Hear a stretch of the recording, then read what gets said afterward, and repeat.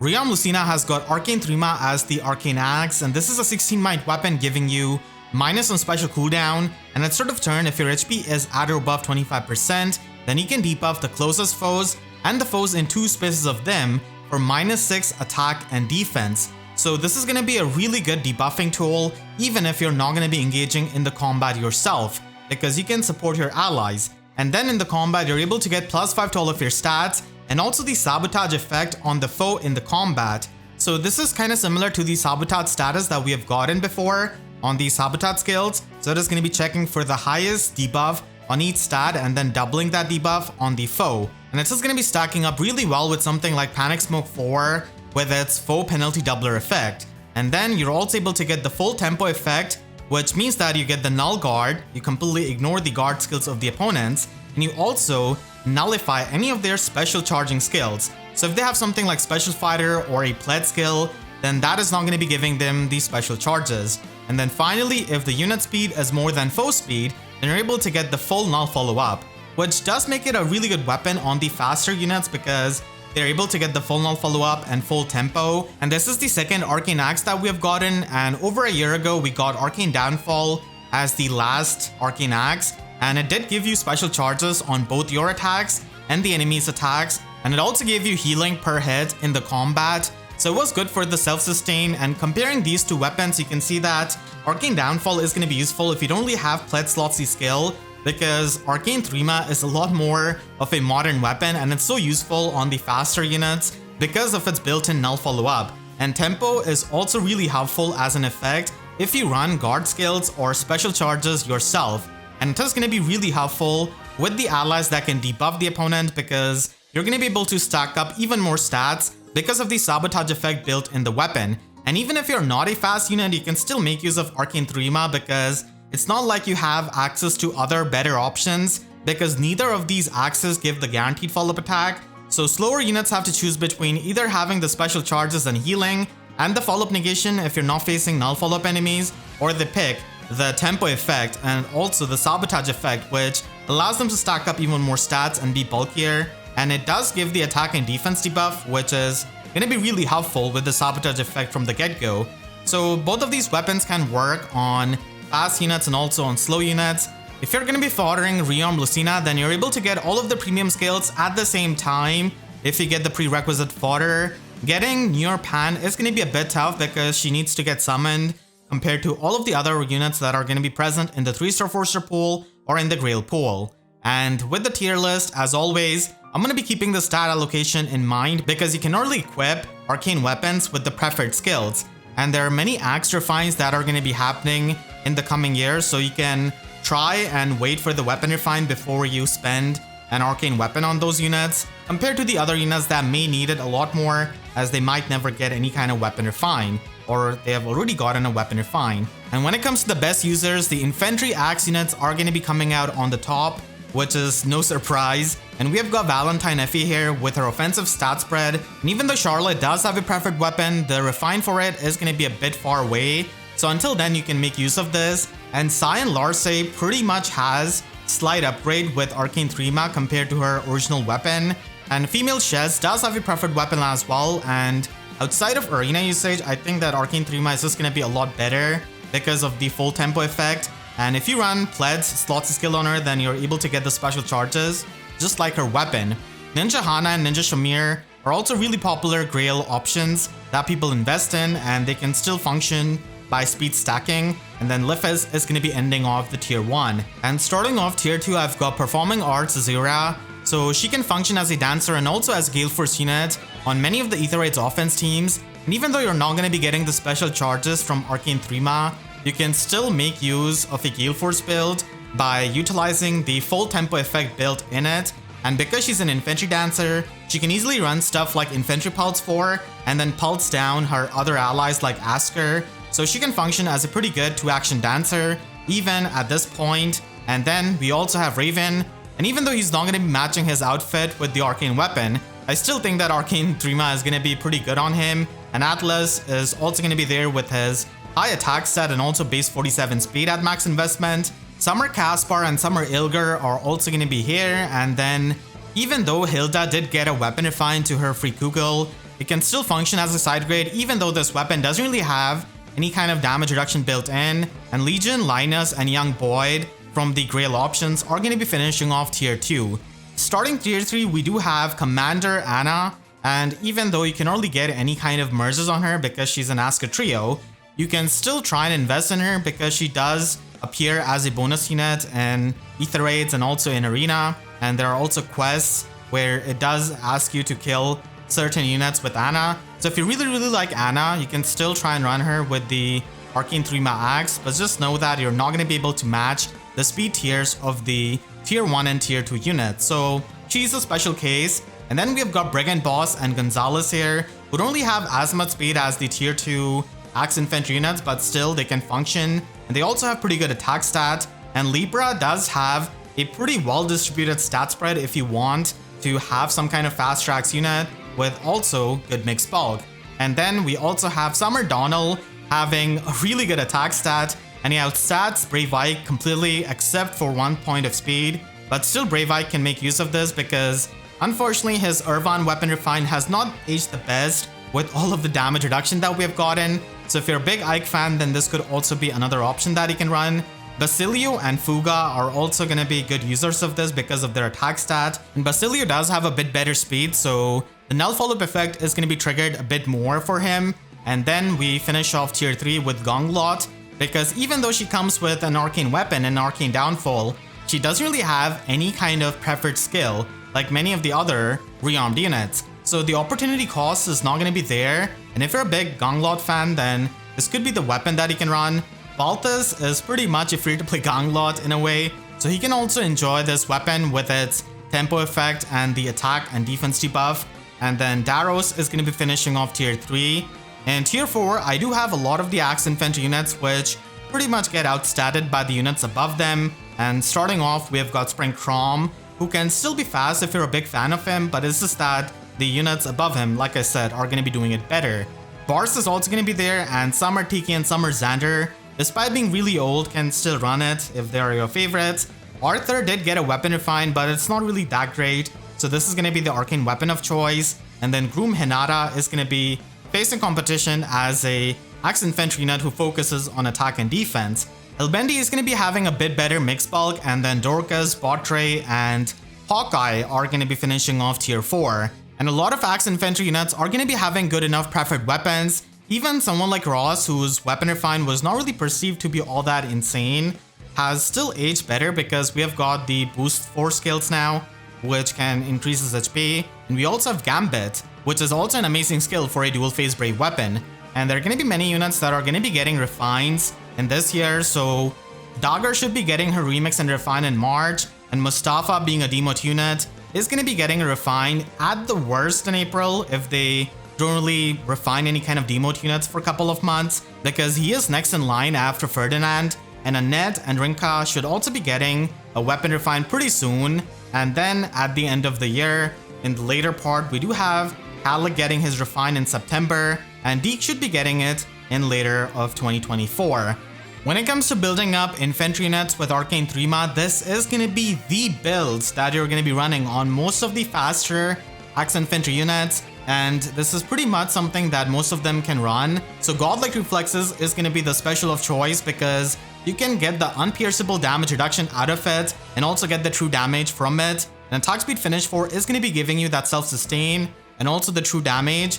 And Buffer 4 is the tier 4 damage reduction skill you can run so that you can pre-charge your Godlike Reflexes and pretty much have a better self-sufficiency.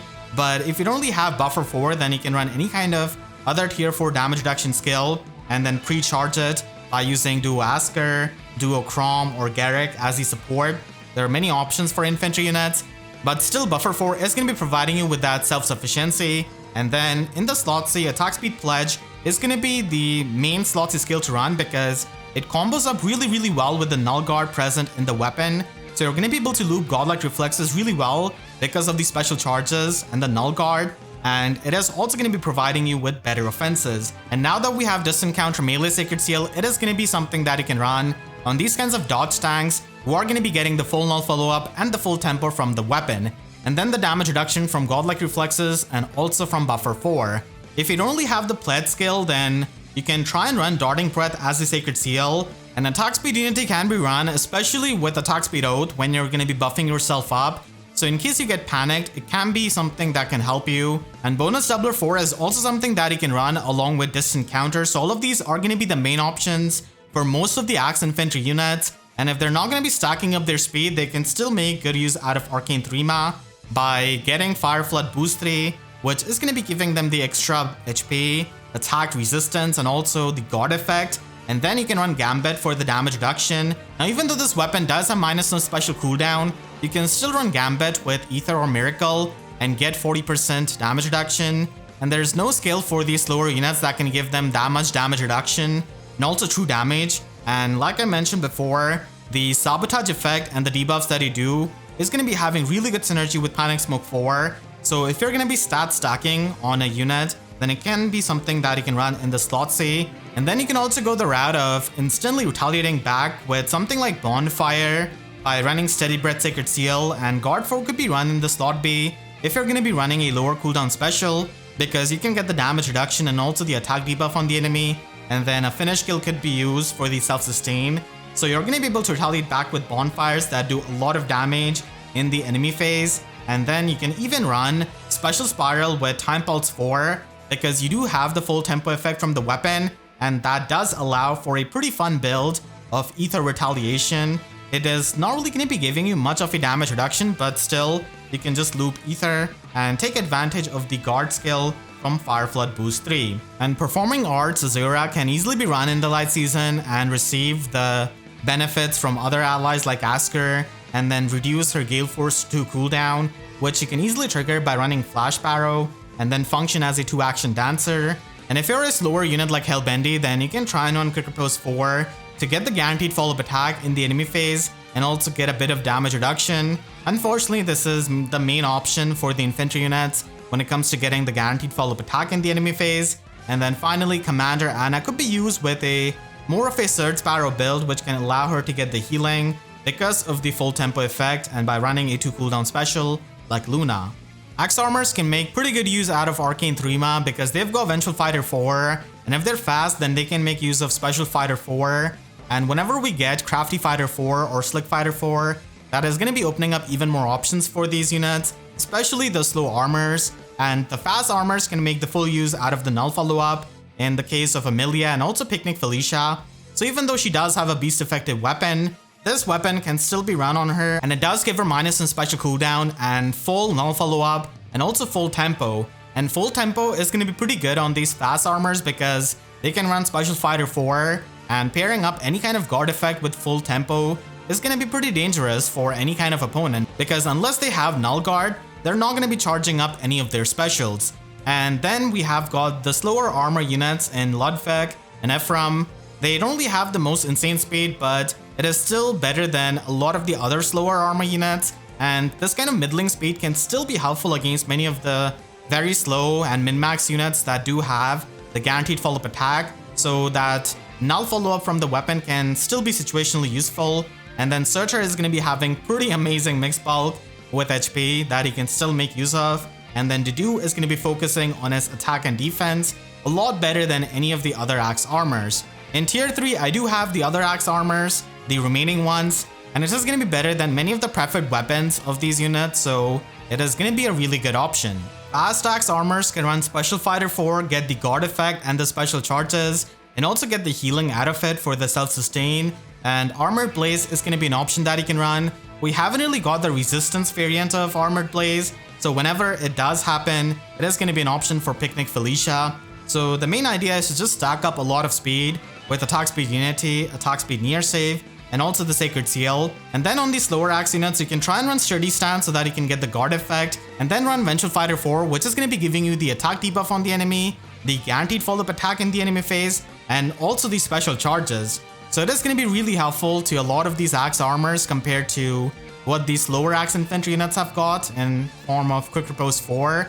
So this is going to be having good synergy with the weapon, and you're going to be able to retaliate back with Armored Blazes, which are going to be doing a lot of damage. And even though there are going to be other options, this is pretty much going to be the best option for a slower Axe Armor, because it does give them a lot of really good defensive effects. And if you're someone like Searcher, and if you want to run a distant counter build, then Fire Flood boost in the slot A is really good. I'm a big fan of this skill, if you couldn't tell, because of the extra bulk you can get and also the guard effect. And whenever we get the defense variant of this, it is going to be helpful on those near safe builds. And if you're going to be running a far safe axe armor, then you can run Armored Beacon or Armored Flow so that you can get that damage reduction that is unpierceable. Axe Cavaliers have the least amount of options compared to all of the other movement types, but still tier 1 is going to be having Somerset and also Plagian Male Chris, so they can enjoy having Arcane Thrima and getting that full null follow-up, which is not really easily obtainable for many of these Cavaliers, and also the full tempo effect, which, you know, there's not really a lot of skills for them.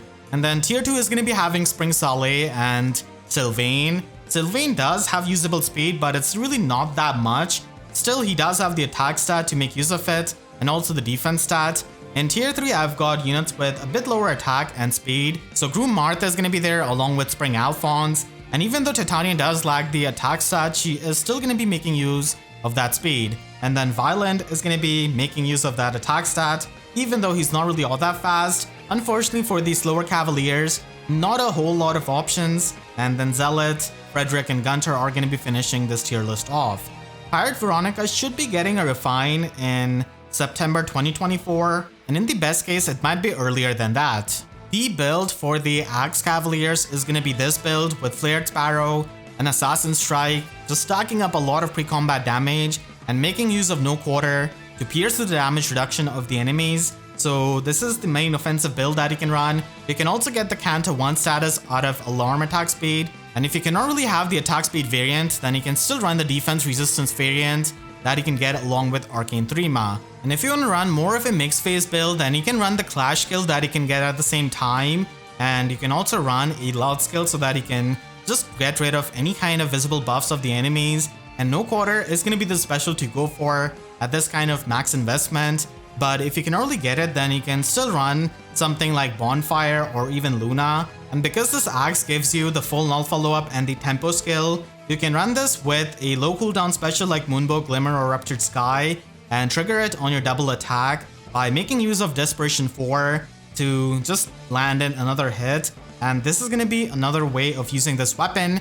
And on the bulky Cavaliers, they can try and make use of Guard 4 for its attack debuff and also the damage reduction they can try and get. And Alarm Defense Resistance is going to be a useful skill on them for the buff and the Canto. And if you're trying to be a bit more bulky on someone like Titania, then Gambit 4 is going to be an option with the Prime skill. Unfortunately for Titania, she can only afford to lose the attack stat by running Distant Counter, Sacred Seal, so that's why Prime is going to be an option with the visible status of Alarm. So it is going to be needing some good team building so that you can always have a distant counter effect from the Prime skill. And Cavaliers unfortunately don't really have many of the damage reduction effects like the other movement types. Finally, we have got the Axe Fliers, and I don't really think that we have a tier 1 Axe Flyer as of making this video. I mean, you can have Jill and Young Minerva in tier 1, but they are going to be getting a weapon refine in a year. And in tier 2, I've got Summer Ines and also Minerva with their speed stat. And then there's also New Year's Azura who can function as a flying dancer. And in tier 3, I've got Camilla and also Narcian who can make use of the speed stat. And a lot of the Axe Flyers are simply going to be stacking up a lot of attack and defense to function as a bulky flyer. And they certainly have the option of running Guard Bearing for its damage reduction.